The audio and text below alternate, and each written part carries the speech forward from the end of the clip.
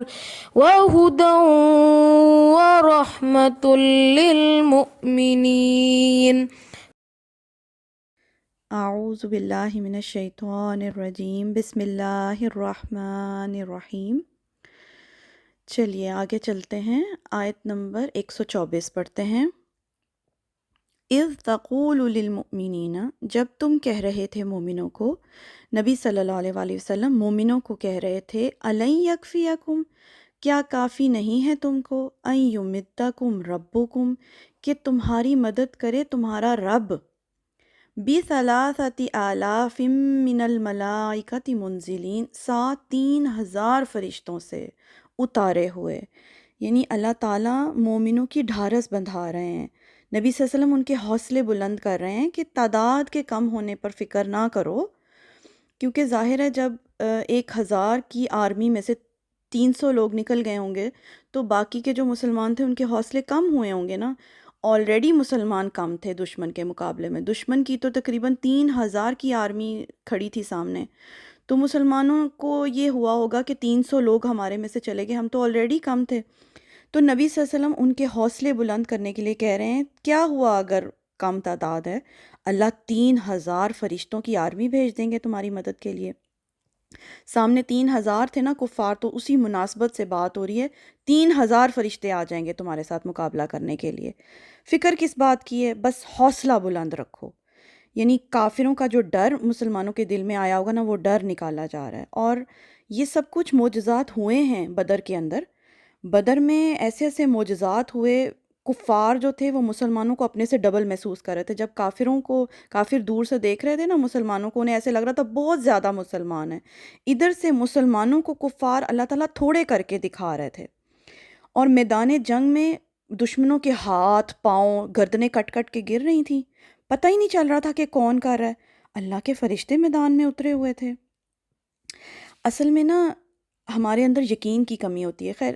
وہ تو صحابہ کرام تھے، ان کے تو جذبے اور حوصلے اور ایمان کی کیا بات ہے، مجھے ایسے لگتا ہے کہ ہمارے اندر یقین کی کمی ہوتی ہے۔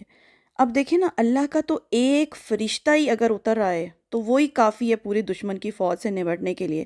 مگر اللہ تعالیٰ یقین دلا رہے ہیں کہ وہ 3,000 ہیں تو 3,000 فرشتے آ جائیں گے۔ اگر ہم لوگ فرشتوں کو ان کی فزیکل فارم میں دیکھ لیں نا تو ہمارے ہوش ہی اڑ جائیں۔ سوچیں ذرا، جب ہم دین پر چل رہے ہوتے ہیں تو اللہ تعالیٰ کا وعدہ ہے کہ اللہ کے فرشتے آتے ہیں مدد کرنے کے لیے، اگر ہمیں یقین ہونا 100%، تو کبھی ہمارا دل ڈر نہیں سکتا دین پر چلتے ہوئے، بس ہمارا یقین اس درجے تک نہیں پہنچتا۔ غیب کے پردے کی جو چیزیں ہیں اللہ نے بتائی ہوئی ہیں، ہمارا جو ایمان ہے اور جو ہمارا یقین ہے اس میں کمی ہوتی ہے۔ اصل میں جو چیزیں اس وقت غیب کے پردے میں نا ہمیں نظر نہیں آتی ہیں، وہ جیسے ہی موت آنی ہے وہ سارا پردہ اٹھ جانا ہے، وہ ساری چیزیں نظر آنا شروع ہو جانی ہیں، ہمیں فرشتے نظر آنا شروع ہو جانے ہیں۔ مگر اصل امتحان ہمارا یہ ہے کہ دنیا میں ہم اللہ کی بتائی ہوئی ہر بات پر آنکھ بند کر کے یقین کر جائیں۔ جب اللہ نے کہہ دیا تو پھر 100% یقین ہونا چاہیے، ہمارا یقین بہت کم ہوتا ہے۔ جیسے ذکر کی محفلیں ہیں، فار ایگزامپل ذکر کی محفلوں میں اللہ کے فرشتے حاضر ہوتے ہیں، مگر ہم ان کو محسوس نہیں کر پاتے۔ جہاں کہیں قرآن پڑھا جا رہا ہے، پڑھایا جا رہا ہے، اللہ کا ذکر ہو رہا ہے بیٹھ کر، تو وہاں پر اللہ کے فرشتے حاضر ہوتے ہیں، مگر ہم لوگ بعض دفعہ میں نے دیکھا ہے قرآن پڑھ رہے ہوتے ہیں، ادھر ادھر کی باتیں کر رہے ہوتے ہیں، ادھر ادھر کی باتیں سوچ رہے ہوتے ہیں، ہمیں یقین ہی نہیں ہوتا کہ اللہ کے فرشتے یہاں پر حاضر ہیں۔